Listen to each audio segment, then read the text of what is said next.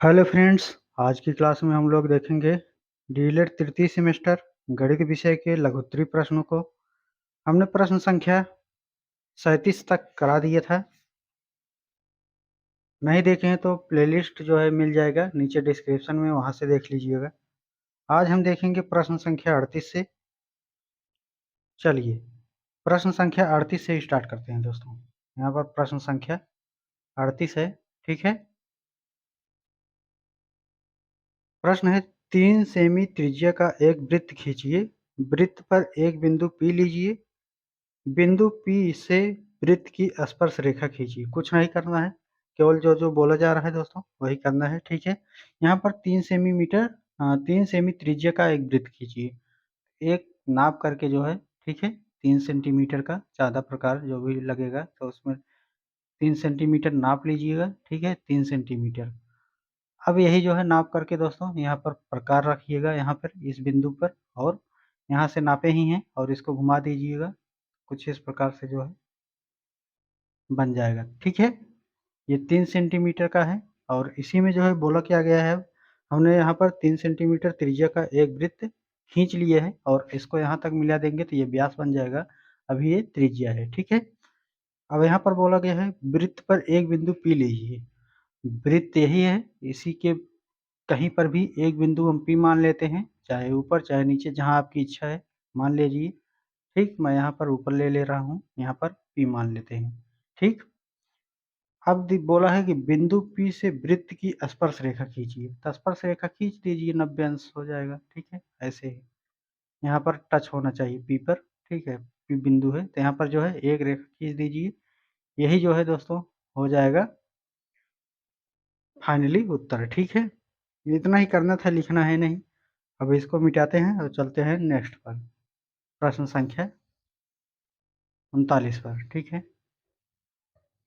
तो प्रश्न संख्या 39 क्या है, एक बार इसको भी पढ़ लेते हैं, ठीक है।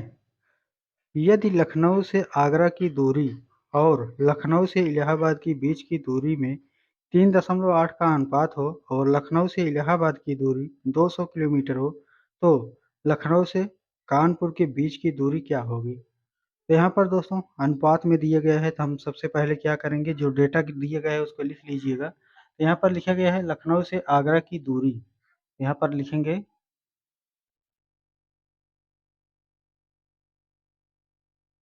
लखनऊ से आगरा आगरा की दूरी, ठीक है। लखनऊ से आगरा की दूरी बटे करेंगे। इसके बाद क्या दिया गया है, इसके बाद दोस्तों दिया है लखनऊ से इलाहाबाद की दूरी, तो यहाँ पर लखनऊ हो जाएगा, लखनऊ से इलाहाबाद इलाहाबाद की दूरी, ठीक है। इसके बाद जो है इसका अनुपात क्या दिया गया है, यहाँ पर दिया है दोस्तों 3:8, ठीक है। यहाँ पर अनुपात जो है 3:8 दिया गया है। तो लखनऊ से आगरा की दूरी का अनुपात 3 और लखनऊ से इलाहाबाद की दूरी का अनुपात 8। अब इसमें और दिया है दोस्तों लखनऊ से इलाहाबाद की दूरी 200 किलोमीटर है। लखनऊ से इलाहाबाद की दूरी 200 किलोमीटर है, तो यहाँ पर हमें 200 लिखना है, तो यहाँ पर लिख लेते हैं सबसे पहले लखनऊ से आगरा आगरा की दूरी, ठीक। इसको अनुपाते में है, चाहे तो बराबर कर सकते हैं या अनुपाते में कर सकते हैं, ठीक है।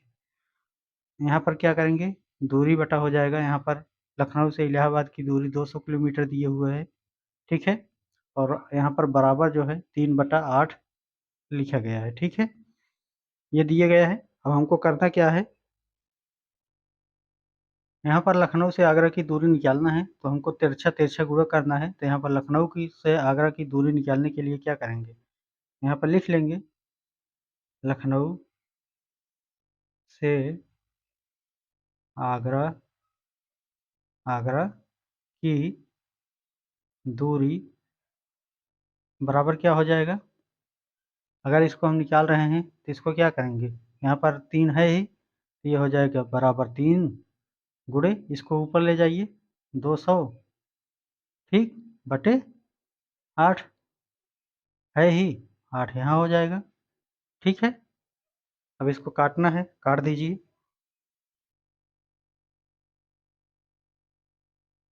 8 दूनी 16, 8 पंचे 40, 25 तियाँ 75 ठीक। यहाँ पर दूरी जो है किस में दिया जाता है, किलोमीटर में, तो यहाँ पर किलोमीटर में लिख दीजिए, दूरी किलोमीटर में दिया है किलोमीटर हो जाएगा 75 किलोमीटर ठीक है। और ये आया कहाँ से है, लखनऊ से कानपुर की दूरी, लखनऊ से आगरा की दूरी ठीक है, 75 किलोमीटर है। आगे बढ़ें, इसको स्क्रीनशॉट लेना हो लेते चलिएगा ठीक है। और प्रयास करिएगा जो है वीडियो को देखते वक्त जो है पेन और कापी लेकर के बैठिएगा, रोक करके जो है 1-2 बार वीडियो को पूरा लगाइएगा, सलूशन ना हो पाए फिर वीडियो को ऑन करके देखिएगा, तभी हो पाएगा। नहीं तो वीडियो देख करके जाएंगे तो जो है बिना प्रैक्टिस के नहीं होने वाला है ठीक है। तो सबसे ज़्यादा इम्पॉर्टेंट है प्रैक्टिस। आइए प्रश्न संख्या 40 पे चलते हैं।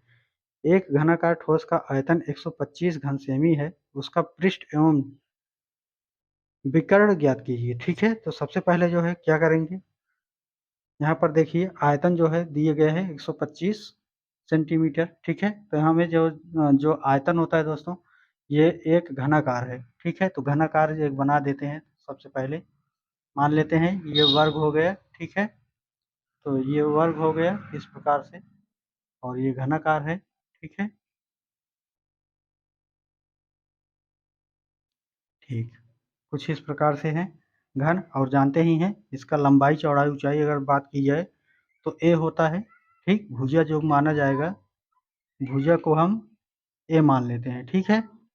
तो अगर ए मान लेते हैं लंबाई चौड़ाई ऊंचाई तीनों का, तो यहाँ पर हो जाएगा भुजा का, भुजा का क्या हो जाएगा, क्यूब हो जाएगा ठीक है। अब देखिए हमें लिखना है दोस्तों, आयतन बराबर जो दिए गया है, कितना दिए गया है, आयतन,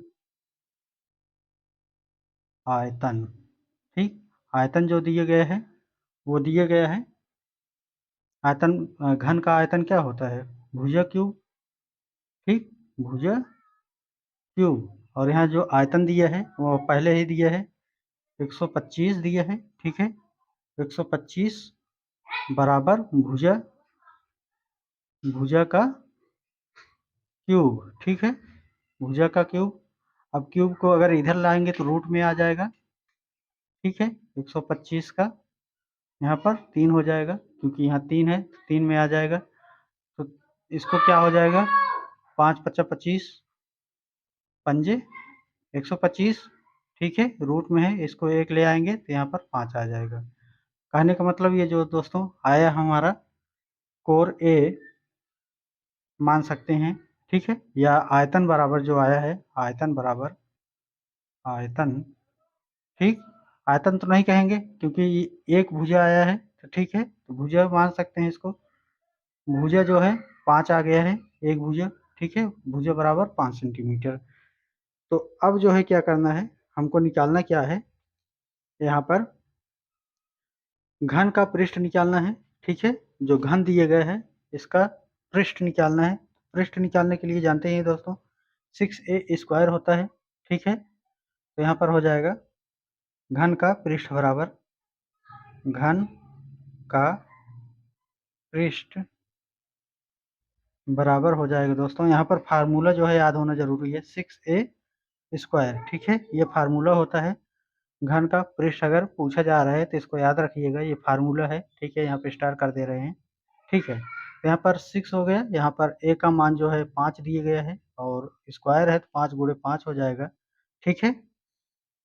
तो इसको क्या करेंगे, 5 गुणे 5 है तो यहाँ पर 5, यहाँ पर क्या दिए गए हैं, सेंटीमीटर में दिए गए हैं, तो यहाँ पर सेंटीमीटर है ठीक है। तो यहाँ पर भी जो है सेंटीमीटर हो जाएगा, यहाँ पर भी सेंटीमीटर हो जाएगा।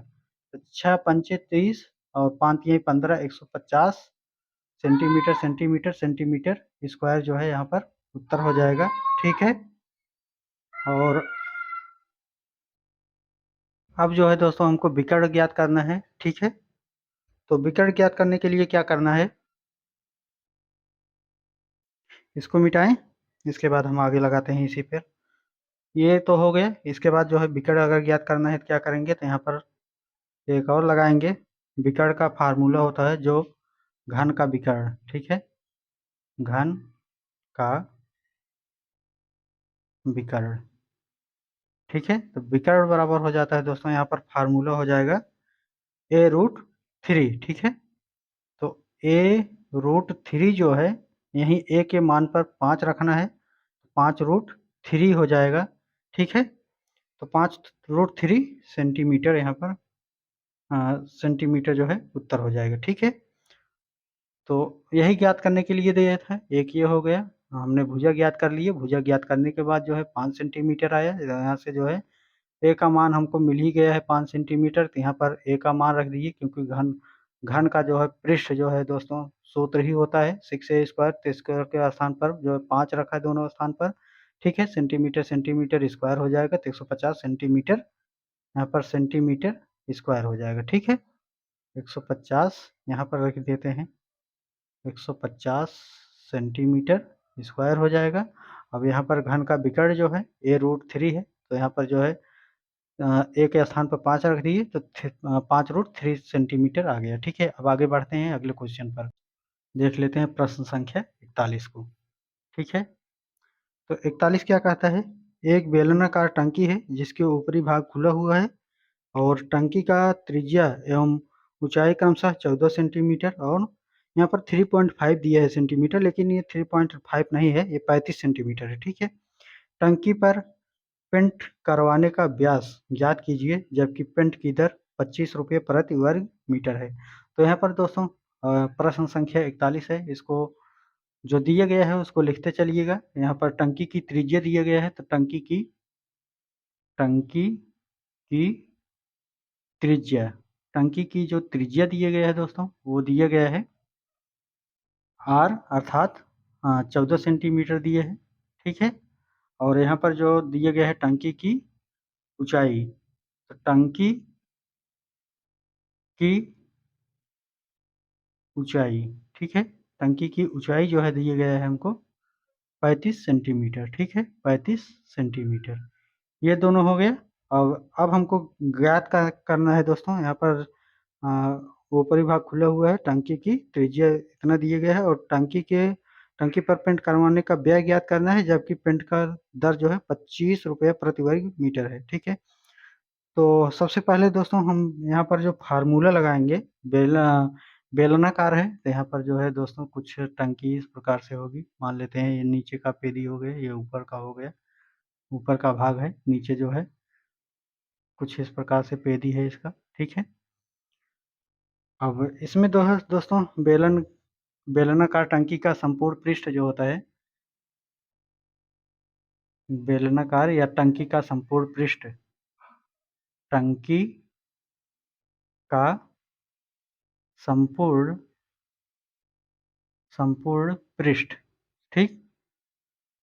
संपूर्ण पृष्ठ अगर ज्ञात करना है तो क्या करेंगे इसमें, तो वक्राकार भाग का क्षेत्रफल, यहाँ पर फार्मूला लिख लीजिएगा क्योंकि फार्मूला ही लगेगा। तो सबसे पहले क्या करेंगे, वक्राकार क्या होता है अभी बताते हैं। तो यहाँ पर वक्राकार वक्राकार वक्राकार भाग का क्षेत्रफल, ठीक, प्लस एक वृत्ताकार सिरे का क्षेत्रफल। एक वृत्ताकार सिरे का क्षेत्रफल क्यों हो रहा है ये भी देखेंगे। एक एक वृत्ताकार एक वृत्ताकार सिरे का क्षेत्रफल, ठीक है, सिरे का क्षेत्रफल।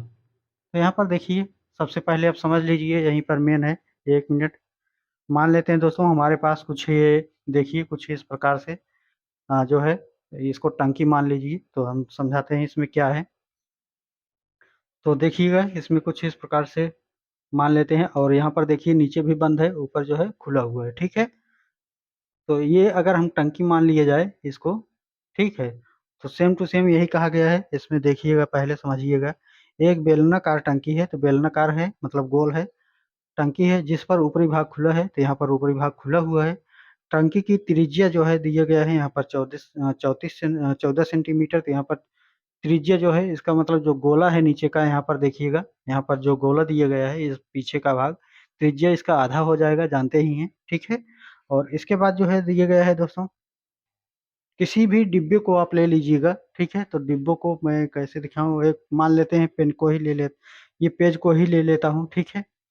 कुछ इस प्रकार से यही मान लेते हैं, लेकिन यहाँ पर जो है दोस्तों ये थोड़ा-सा चरकोना चरकोना होना चाहिए, ठीक है। तो 1 साइड, 2 साइड, 3 साइड और पीछे 4 साइड, इसी को जो है वक्राकार भाग का क्षेत्रफल कहेंगे। 1 साइड, 2 साइड, पीछे 3 साइड और इस तरफ 4 साइड, ठीक है। चारों साइड का जो होता है, वही जो है दोस्तों क्या हो जाएगा, यही जो है वक्राकार भाग का क्षेत्रफल होता है। अब जो है नीचे वृत्ताकार सिरे का क्षेत्रफल, मतलब हम जो अभी उदाहरण लिए थे, यहाँ पर देखिए, जो हमने ये लिखे हुए थे दोस्तों, टंकी को नीचे ऊपर तो खुला हुआ है, तो ऊपर जो है क्या है, हमको नहीं जोड़ना है, ठीक है। तो यहाँ पर वृत्ताकार सिरे का क्षेत्रफल, मतलब जो वृत्ताकार सिरे का क्षेत्रफल है, मतलब नीचे वाला लेंगे, ऊपर वाला तो खुला है, ठीक है। तो इसको जोड़ना है। जब इसको जोड़ लेंगे तो दोस्तों अब हमारा इस तरफ वाला चारों भाग हो गया और नीचे वाला भाग हो गया। तो जब इसको जोड़ देंगे तो हमारा जो है उत्तर आ जाएगा, ठीक है। अब आइए, अब आगे चलते हैं। अब आगे फार्मूला का इसमें काम है, ठीक है। तो इसका जो फार्मूला होता है दोस्तों, यहाँ पर जो संपूर्ण वक्राकार भाग का क्षेत्रफल, तो यहाँ पर टंकी का पृष्ठ, इसको यहीं पर बराबर कर देते हैं, इसको लिख लीजिएगा। टंकी का संपूर्ण पृष्ठ का पृष्ठ बराबर हो जाएगा दोस्तों वक्राकार भाग का क्षेत्रफल। तो ये जो वक्राकार है क्षेत्रफल है, इसका क्या हो जाएगा, तो इसका फार्मूला होता है दोस्तों, वक्राकार भाग का क्षेत्रफल होता है two two pi r h, ठीक। प्लस जो है दोस्तों यहाँ पर वृत्ताकार सिरे का क्षेत्रफल है, ठीक है। तो वृत्ताकार सिरे का क्षेत्रफल होता है पाई आर स्क्वायर। दोनों फार्मूला है, दोनों फार्मूलों को रखेंगे इसी प्रकार से, ठीक है। तो इसको रखने के बाद अब हमको करना क्या है, यहाँ पर एक और पॉइंट दिए गया है। पेंट करने का जो दर है दोस्तों वो 25 रुपये प्रति मीटर दिए गए हैं, वर्ग मीटर दिए गए हैं। तो हमको जो है ये सेंटीमीटर में यहाँ पर दिए गए हैं, तो हमको जो है मीटर में बनाना है, क्योंकि मीटर में उत्तर को ले आएंगे तो वहाँ पर जो है अ, मीटर में जो है हम निकाल सकते हैं जो है कितना खर्च हुआ है, ठीक है। अब यहाँ पर सबसे पहले इसको काटिएगा, तो यहाँ पर 2 है, पाई का मान जानते ही हैं 22/7 होता है। इसके बाद आर का मान दोस्तों यहाँ पर त्रिज्या 14 सेंटीमीटर दिए गए हैं, तो हम 14 ले लेंगे, ठीक है। और जो है एच का मान क्या दिए गए हैं, तो 14 हो जाएगा, 14 गुणे एच का मान जो है दोस्तों, ऊंचाई जो है 35 सेंटीमीटर दिए गए हैं, ठीक। इसके बाद प्लस है, प्लस लगाएंगे। पाई का मान 22/7 दिए गए हैं और आर का मान जो है 14 दिए गए हैं, तो यहाँ पर 14 गुणे 14। और ये जो डेटा लिखे हुए हैं सेंटीमीटर में लिखे हुए हैं, अभी हमने कोई भी चेंजेस नहीं किए हैं। तो इसको सोल्व करना है, कुछ नहीं किए हैं दोस्तों, केवल इसको दोनों का फार्मूला लगाए हैं यहाँ पर, ठीक है। और करना क्या है उसको भी बता दिए हैं एग्जाम्पल से। तो यहाँ पर जब आएंगे इसको सोल्व करना है, सोल्व करिए, 7 से काट दीजिए, 7 दूनी 14, ठीक। अब इसको क्या करेंगे, तो देखिए यहाँ पर 35 दूना 70 हो जाएगा, तो यहाँ पर 22 दूनी 44, हम इसको 44 लिख लेते हैं, गुड़े 35 दूना 70 हो जाएगा यहाँ पर, ठीक है। प्लस है, प्लस लिख लेंगे, यहाँ पर काट देना है, 7 दूनी 14, ठीक। तो यहाँ पर 22 दूना 44 हो जाएगा, तो यहाँ पर 44 गुड़े 14 हो जाएगा, ठीक है। अब इसको जो है 7 जीरो हो जाएगा, ठीक। 7 चौक 28 की 8 हो जाएगा, 7 चौक 28 दो 30 हो जाएगा, ठीक है। अब 44 गुड़े 14 कर दीजिए, 44 गुड़े 14, 14 चौक 56 की 6 हासिल, 56 की 6 हासिल 5 लगा, 14 चौका 56, 56 5 61, ठीक। 616, तो यहाँ पर 616 आ गया। अब इसको जोड़ देना है, तो जोड़ देंगे दोस्तों, तो यहाँ पर हो जाएगा 6, यहाँ पर हो जाएगा 9 और यहाँ पर हो जाएगा दोस्तों 6 और यहाँ पर हो जाएगा 3, ठीक है। तो ये 3696 जो है उत्तर आ रहा है, ठीक है। 3696 सेंटीमीटर, सेंटीमीटर स्क्वायर में आ रहा है। अब हमको करना क्या है, हम जानते हैं कि 1 मीटर बराबर होता है 100 सेंटीमीटर, ठीक है। यहाँ 1 मीटर बराबर 100 सेंटीमीटर होता है। अगर यहाँ पर हम मीटर स्क्वायर कर देंगे तो यहाँ भी स्क्वायर हो जाएगा, अर्थात 100 गुणे 100 हो जाएगा, 100 सेंटीमीटर गुणे 100 सेंटीमीटर, ठीक है। तो इसको जो है मिटाते हैं थोड़ा सा, अब इसको समझ गए हैं। और ये 3696 दिया गया है। अब हमको चेंज करना है मीटर में, तो क्या करेंगे, भाग दे देना है। भाग किससे देंगे, मीटर स्क्वायर में हो जाएगा, तो जानते ही हैं, हमने बताया अभी फार्मूला। तो यहाँ पर 100 गुणे 100 हो जाएगा, ठीक है। इसको जब चेंज करेंगे दोस्तों तो 1 2 3 4, 1 2 3 4, तो यहाँ पर जो है 0.3696 तो स्क्वायर में, मीटर स्क्वायर में कर लिया है। अब इसको क्या करेंगे, तो यहाँ पर जो है दोस्तों ये निकल करके आया है, और हमको जो है यहाँ पर दिए गए हैं 25 रुपये व्यय लग रहा है, ठीक है। मतलब 25 रुपये खर्चा हो रहा है। तो यहाँ तक आ ही गया है, अब कुछ नहीं करना है। 3696 में 25 का गुणा कर देना है, तो उत्तर हमारा जो है सामने आ जाएगा दोस्तों। और इसको मिटाते हैं और गुणा कर देते हैं, ठीक है। नहीं तो गुणा आप कमेंट में बताइएगा, ठीक है।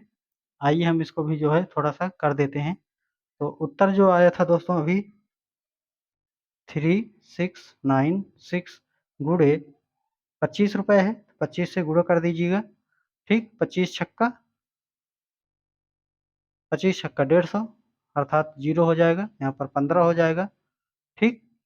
25 नौइये 225 और 15 ये हो जाएगा, ठीक है। तो यहाँ पर हो जाएगा 0, यहाँ पर हो जाएगा 3, ठीक।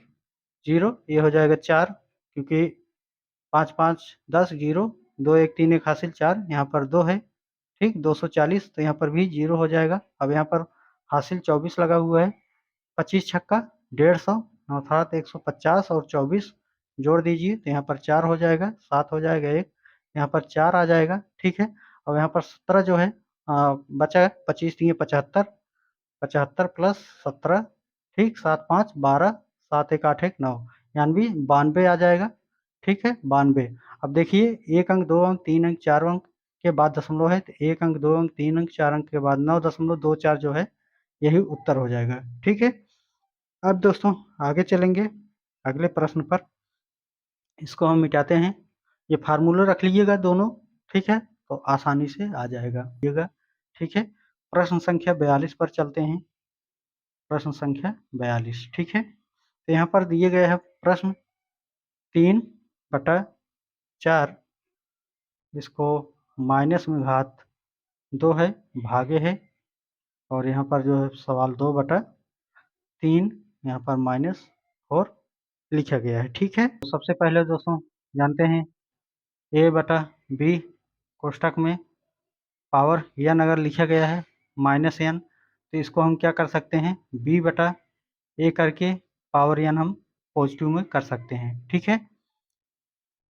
आइए इसको थोड़ा सा चेंज करेंगे, इसको बटे में भी कर सकते हैं, इसको ऐसे कर सकते हैं, नहीं तो इसको क्या करेंगे, इसको जो है ए 1/, कर सकते हैं 1/, ठीक, a/b, इसको पावर n कर सकते हैं प्लस में नीचे ले आ करके, ठीक है। तो ये तो फार्मूला था। अब आइए इसको देखते हैं, नीचे करते हैं दोस्तों। तो इसको जो है नीचे करेंगे तो 1/3/4 यहाँ पर 2 हो जाएगा, ठीक है। यहाँ पर भागे है, यहाँ पर 1/, यहाँ पर क्या हो जाएगा 2/3 घाते 4।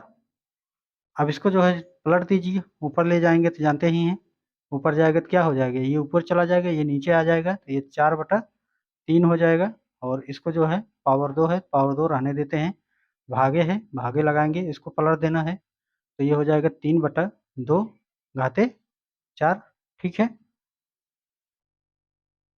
इसको पलटिएगा, यहीं पर आप पलट सकते थे, यहीं पर भी अगर पलटना चाहें तो यहीं पर आप सीधे डायरेक्ट पलट सकते हैं, ठीक है। तो यहीं पर जो है यही आ जाएगा पॉजिटिव में, ठीक।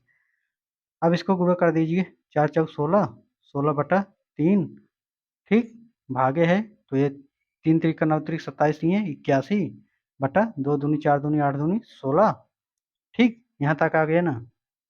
अब जानते ही हैं भाग है, इसको गुणा करेंगे तो ये जो है पलट जाएगा, तो यहाँ पर जो है 16 दिए है, 16/3 और यहाँ पर गुणा करना है तो यहाँ पर जो है 16 ऊपर चला जाएगा और जो है 81 नीचे आ जाएगा। तो 16 16 में 256 होता है और 81 तीन है, 3 इक्यानवे 3 8 तिरिक 24 243। यहाँ पर दोस्तों गुणा करना भी है ना।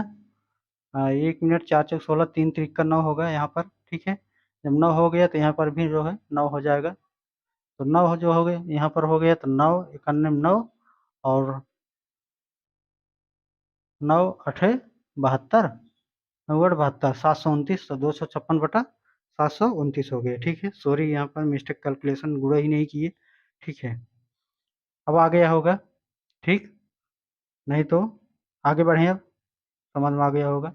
यहाँ पर जो है 3 हमने सीधे लिख लिया था, लेकिन यहाँ पर घात लिखा गया है तो यहाँ पर जो है गुणा हो जाएगा 3 तिरिक का 9।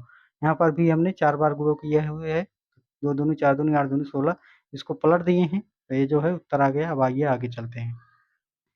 वीडियो को रोकिएगा, सेल्फ से स्टडी कीजिएगा, इसके बाद समझ में ना आए फिर जो है वीडियो को चलाइएगा, ठीक। इसके बाद जो है फिर देख करके फिर वीडियो को रोकिएगा, दोबारा लगाइएगा जब तक अपने मन से लगाना ना आ जाए, ठीक है। 50 आदमी एक काम को 40 दिन में कर सकते हैं, बताइए 30 आदमी कितने दिन बाद हटा दिए जाएं कि शेष काम 75 दिन में समाप्त हो जाए।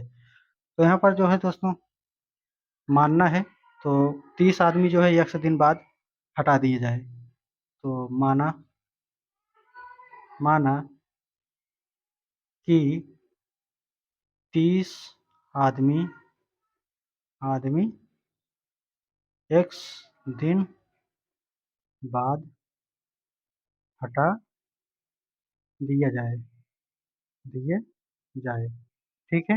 ये लिखना ज़रूरी है, नहीं तो लिखता नहीं मैं, क्योंकि ये एक्सप्लेन करने वाला एग्ज़ाम है तो इसमें एक्सप्लेन करना है।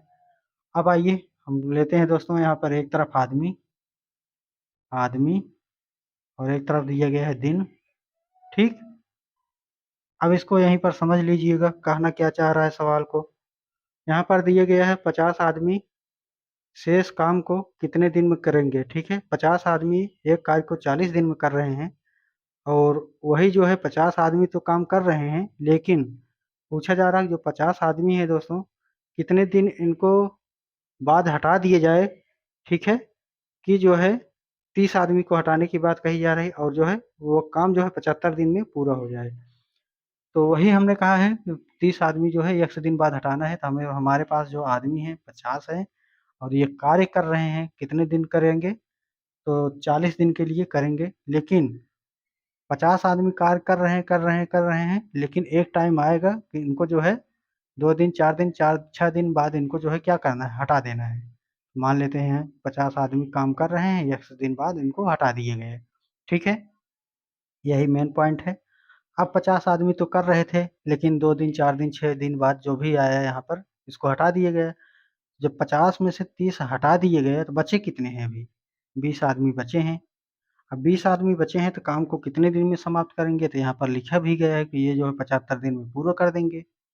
जब 75 दिन में दोस्तों पूरा कर देंगे तो हम लोग जान ही रहे हैं कि 50 आदमी हैं और अगर आदमी कम हो जा रहे हैं तो काम भी जो है स्लो हो जाएगा। जब स्लो हो जाएगा काम तो जो है कई दिन टाइम ज़्यादा ले लेंगे। जब ज़्यादा टाइम ले लेंगे तो यहाँ पर जो है ये ऊपर की तरफ बढ़ जाएगा, दिनों की संख्या जो है बढ़ जाएगी। वैसे भी देख रहे हैं यहाँ पर 40 है और यहाँ से माइनस होगा, कम हो जाएगा। यहाँ पर 75 दिए गया है, ठीक है।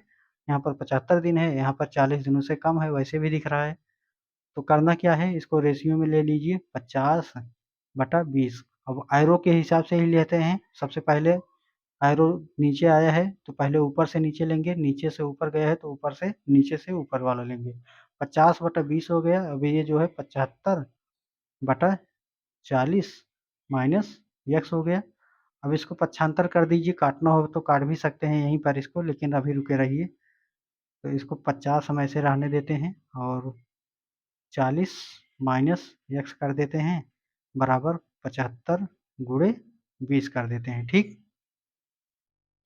अब इसको यहीं ही अगर हटाना चाहे तो इसको 50 जो यहाँ है, यहाँ नीचे आ जाएगा, इस साइड 50 हो जाएगा, ठीक है। एक स्टेप और बढ़ा लीजिएगा, बढ़ाना हो तो काटिए। 25 दूना 50, 25 तिया 75, 3 दहम्मा 2 दहम्मा 20 यानी 30 हो जाएगा। तो यहाँ पर 40 माइनस एक्स बराबर 30। अब यहाँ पर है माइनस एक्स बराबर 30 माइनस 40। तो यहाँ पर एक्स बराबर जो है माइनस एक्स बराबर माइनस 10 हो जाएगा। ये माइनस माइनस कट गया तो एक्स बराबर जो है 10 आ गया। यही जो है दोस्तों उत्तर है। यही 10 दिन इसमें से घटा देंगे 40 माइनस 10 अर्थात 30 दिन जो है दोस्तों 30 दिन बाद अगर इसको हटा भी दिया जाए, ठीक है, तो कितने दिन आ जाएंगे? एक्स का मान 10 दिन आया है ना, 10 दिन अगर घटा दिया जाएगा इसमें 40 में से 10 दिन तो आ जाएगा 30 दिन। तो यही तो बोला गया है कि 10 दिन बाद अगर आप हटा देना है तो 30 आदमी जो है ये काम 20 आदमी भी जो है कर ले जाएंगे। ठीक, यहाँ पर ठीक है। अब जो है समझ गए हैं दोस्तों, यहाँ पर एक्स का मान 10 आ गया है, इसी पर छोड़ देना है, यही आपका उत्तर हो जाएगा। चलिए अगले प्रश्न पर पढ़ते हैं। प्रश्न संख्या 44 बोला गया है दोस्तों, निम्न आंकड़ों की माध्यिका एवं बहुलक ज्ञात कीजिए। तो एक तरफ हम लिखते हैं दोस्तों आयु, ठीक है, प्रश्न संख्या ये है 44। एक तरफ लिखते हैं आयु और एक तरफ लिखते हैं हम विद्यार्थी, विद्यार्थी और एक तरफ लिखते हैं बारंबारता, संचयी बारंबारता। क्या होता है बताते हैं, संचयी बारंबारता, ठीक है, संचयी बारंबारता। अब यहाँ पर जो सवाल दिए गए हैं 11 आयु वाले हैं, 12 आयु वाले हैं, 13 है, 14 है, 15 है और 16 है। यहाँ पर विद्यार्थियों की संख्या 4 है, 3 है, 5 है, 4 है, 4 है और 3 है। ठीक है, अब इसको जो है क्या करना है, यहीं तक दोस्तों था। अब हमको ये बताइएगा, इसमें इसमें जो पूछा गया है बहुलक बताइए, ठीक है। तो बहुलक इसमें देखिए विद्यार्थियों की संख्या जो दिए गया है इसमें ये तो आयु वर्ग हैं, ठीक है। 11 वाले जो है 11 साल वाले 4 विद्यार्थी हैं, 12 साल वाले 3 विद्यार्थी हैं, 13 साल वाले 5 विद्यार्थी हैं, 14 साल वाले 4 विद्यार्थी हैं, 15 साल वाले 4 विद्यार्थी हैं, 16 साल वाले 3 विद्यार्थी हैं। तो इसमें कौन से कैटेगरी के हैं, किस आयु वर्ग के जो वहाँ पर संख्या ज़्यादा है विद्यार्थियों की? तो यही देख ही रहे हैं, 5 विद्यार्थियों की संख्या जो है ज़्यादा है और ये कैटेगरी है दोस्तों 13 वर्ष आयु वाले को। ठीक है, तो हमारा उत्तर हो जाएगा 13 वर्ष। ठीक है, यही जो है 13 जो है बहुलक हो जाएगा, तो हमारा बहुलक जो हो जाएगा बहुलक 13। ठीक है, अब ये उत्तर आ गया एक। अब हमको ज्ञात करना है माध्यिका। माध्यिका ज्ञात करने के लिए करना क्या है, इसको हम मिटाते हैं। बहुलक 13 हो गया, याद रखिएगा, ये कंप्लीट हो गया क्वेश्चन। अब सबसे पहले जो है दोस्तों यहाँ पर हम निकालेंगे संचयी बारंबारता। संचयी बारंबारता क्या होता है इसको जानिए। संचयी बारंबारता दोस्तों यह होती है, यह ये जाहिर करती है कि कौन से विद्यार्थी किस लाइन में आ रहे हैं, ठीक है, किस आयु वर्ग में आएंगे, आयु वर्ग में आएंगे ये। तो संचयी बारंबारता निकालने के लिए दोस्तों करना क्या होता है, यहाँ पर 4 विद्यार्थी हैं, इसके पहले कोई विद्यार्थी नहीं है, तो यहाँ पर हम 4 लेंगे, ठीक है, मतलब 1 से 4 तक इस वाले लाइन में आ जाएंगे। तो यहाँ पर लिखना भी चाहें तो 104 तक, 104 तक यहाँ तक लिख लेंगे। ठीक है, यहाँ पर 3 विद्यार्थी हैं तो जोड़ लेना है, 4 3 7। अब यहाँ 7 विद्यार्थी हैं, कहने का मतलब ये है कि इसमें 4 भी आया है और 7 भी आया है। ठीक है, तो यहाँ पर जो है दोस्तों 5 से जो है स्टार्ट हो जाएंगे और ये जो है आ जाएंगे 7 तक। ठीक है, ये नहीं लिखना है, ये लिखना नहीं है, ठीक है, समझने के लिए बता रहे हैं, ऐसे ही समझ लीजिएगा। अब जोड़ते चलिए, 4 3 7, 7 5 12, 12 4 16, 16 4 20, 20 3 23। ठीक, अब करना क्या है, विद्यार्थियों की संख्या जोड़ लीजिए, 4 3 7 5 12, 12 4 16, 16 4 20 3 23। तो जो 23 संख्या है उसको हम n से नंबर डिनोट कर देते हैं, ठीक है, n से। ठीक है, तो ये n बराबर 23 हो गई है और n जो दोस्तों 23 संख्या है ये विषम संख्या दी गई है। तो ठीक है, विषम संख्या ज्ञात करने के लिए जो माध्यिका बराबर फार्मूला होता है, तो माध्यिका माध्यिका बराबर हो जाएगा फार्मूला n प्लस 1/2। ठीक है, तो n का मान जो है यहाँ पर दिया है 23 प्लस 1/2 अर्थात 24/2 अर्थात 12 दूनो 24, 12 आ गया। ठीक, 12वां पद, यहाँ पर 12वां पद आया है तो संचयी बारंबारता ये वाला आया हुआ है। ठीक है, यहाँ पर मत जाइएगा इस वाले कैटेगरी में। संचयी बारंबारता हमने निकाल कर लिया है और इसकी जो आई हुई है ये आया है 12वां पद, और जो 12वां पद आया है दोस्तों ये है 12वां पद, ये वाला पद, और इसके सामने वाला जो है दोस्तों 1 2 3 अर्थात ये वाला है, और पहला दूसरा तीसरा अर्थात ये वाला है। ठीक है, ठीक। और 12वां पद जो है दोस्तों क्या दिए गए हैं, 12वां पद के सामने देखिए आयु वर्ग किस आयु वर्ग वाले आए हैं, 13 आयु वर्ग वाले आए हुए हैं। तो 12वां पद, ठीक है, 12वां पद बराबर हो जाएगा क्या, 13। ठीक, तो यही 13 जो है हमारा उत्तर हो जाएगा। उम्मीद है समझ में आ गया होगा।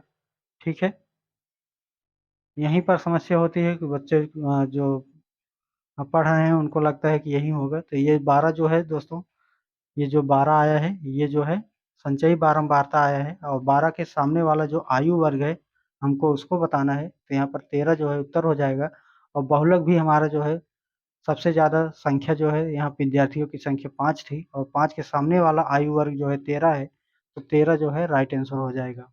ये प्रश्न संख्या 45, यदि एक क्रेता को एक शेयर का अंकित मूल्य 10 रुपये और बाजार मूल्य 50 रुपये प्रति शेयर बताया गया हो, तो क्रेता को 20 शेयरों के लिए क्या मूल्य देना पड़ेगा तथा शेयरधारी को क्या लाभ होगा जबकि उसने शेयर अंकित मूल्य पर खरीदा था। ठीक है, तो सबसे पहले देखिए डेटा को लिखते चलिएगा, डेटा ही इंपॉर्टेंट है, 45 प्रश्न है। ठीक है, यहाँ पर अंकित मूल्य जो दिए गए हैं दोस्तों 10 रुपये दिए गए हैं। अंकित मूल्य क्या होता है जानते हैं, जिस रुपए पर आप सामान खरीदते हैं उसको जो है अंकित मूल्य कहते हैं। ठीक है, सामान जो खरीद के ले आएंगे आप, कोई भी उसमें ब्याज वोज नहीं लगाना है। ठीक है, कोई ब्याज पे दे रहा हो चाहे जो भी दे रहा हो, लेकिन आप जो सामान लेकर के आएंगे वही अंकित मूल्य हो जाएगा। तो यहाँ पर जो है सामान जो है 10 रुपये में मिल रहा था। ठीक है, सामान का मतलब है शेयर बाजार, शेयर बाजार जो है दोस्तों उसमें एक्सचेंज मार्केट में ये सब चलता रहता है। ठीक है, तो अंकित मूल्य जो है यहाँ पर 10 रुपये दिए गए हैं। अब 10 रुपये हो गया, अब यहाँ पर बाजार का मूल्य जो है 50 रुपये है। ठीक है, बाजार बाजार का मूल्य 50 रुपये है। ठीक है, खरीदा गया खरीदा गया शेयर। ठीक है, शेयर जो है दोस्तों यहाँ पर 200 दिए गया है। ठीक है, अब दोस्तों आगे देखेंगे, एक शेयर का मूल्य 50 रुपया है। ठीक है, और खरीदे कितने हैं, 10 रुपये में खरीदे हैं, और कितने खरीदे हैं, 200 खरीदे हैं। ठीक है, अब यहीं से लगाएं सवाल। सबसे पहले समझिए 200 दिए गया है। ठीक है, 200 शेयर दिए गए हैं, और ये शेयर जो है खरीदे कितने हैं, 10 रुपये में। ठीक है, 10 रुपये में ये आप ही हैं, कोई शेयर खरीदे हैं 10 रुपये में, और कितना खरीद लिए हैं, 200 शेयर। ठीक है, तो 200 शेयर खरीदेंगे तो कितना हो जाएगा, 2000 हो जाएगा। 2000 रुपये का शेयर आपने खरीद लिया है। अब इसी शेयर को बेचना है, लेकिन बेचोगे क्या, 50 रुपये के हिसाब से बेचोगे। कहने का मतलब ये है, कोई सामान जो है मार्केट में, किसी भी सामान को आप लेने गए हैं मार्केट में, और मार्केट में जो है आपको 50 रुपये में मिल रहा है, लेकिन आप किसी और के पास चले गए हैं और वही सामान जो है आपको 10 रुपये में मिल रहा है। अब आप उस सामान को लेकर आए हैं और आपको 2000 रुपये में ये सामान पड़ गया, और सामान पड़ने के बाद जो है ये 2000 हो गया, आप 2000 खर्च कर दिए हैं। अब आपको बेनिफिट क्या होगा, बेनिफिट बताने के लिए दोस्तों इसी को जो है सबसे पहले जो है बेचना है। तो बेचेंगे दोस्तों तो कितने में बेचेंगे, मार्केट के हिसाब से बेचना है। तो यहाँ पर जो है बेचे गए रुपए या शेयर, बेचे गए शेयर, बेचे गए शेयर, तो यहाँ पर जो है दिए गए है कितना, 50 शेयर है। ठीक, और 50 शेयर है दोस्तों, और टोटल जो है 200 शेयर आपने खरीदा हुआ था, तो 200 बेच दीजिए अब। 50 100 जो मार्केट में जा करके बेचेंगे तो उसको गुणा कर देंगे, 5 दूनी 10, और इसको जो है 1 2 3 जीरो, 1 2 3 जीरो, अर्थात 10,000 जो है ये जो है आपको मिल गया। ठीक है, आपने कितने में खरीदा था? 2,000 आपने लगाया है दूसरों से लेकर के, ठीक। और वही चीज़ जो है मार्केट में जा करके बेच दिए हैं 50 रुपए के हिसाब से। तो 2,000 आपका तो लगा हुआ है, आपको फायदा कितना हुआ है? तो 10,000 तो आपने बेच दिए मार्केट में जा करके। ठीक है, समझाने के लिए ये बोल रहे हैं। ठीक है, 10,000, और ये जो है 2,000 जो है आपका जो है घर का पैसा लगा हुआ था। ठीक, आपने लगाया हुआ था। अब इसको निकाल दीजिए अगर, तो 8,000 आपके पास साफ साफ बच रहे हैं। ठीक है, 8,000 रुपये, यही जो है उत्तर हो जाएगा दोस्तों। लाभ हो जाएगा आपको, क्यों? क्योंकि दोस्तों 10 रुपए के हिसाब से 50 शेयर खरीद लिए था, ठीक, और अब बेच दिए हैं 50 रुपए के हिसाब से 200 शेयर, तो लाभ बराबर जो है 8,000 हो गया। ठीक है, चलिए इसको यहीं तक रोकते हैं, और नेक्स्ट पार्ट जो है दोस्तों ले आते हैं जल्द ही।